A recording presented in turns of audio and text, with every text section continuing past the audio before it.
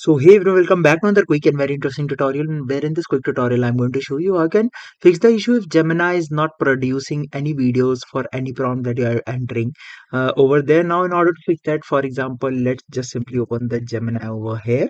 Now if I simply directly enter any prompt here, for example, generate a video of a man. Now if I simply send this text, it will not generate the video because just simply need to select the video generation tool as well.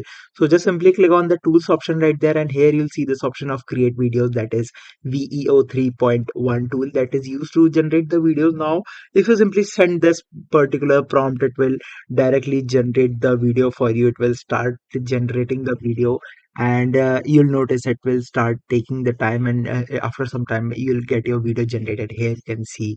Alright, so that's it for this tutorial. I hope this video will be helpful for you. Make sure to hit the like button and subscribe button for more such helpful and interesting tutorials.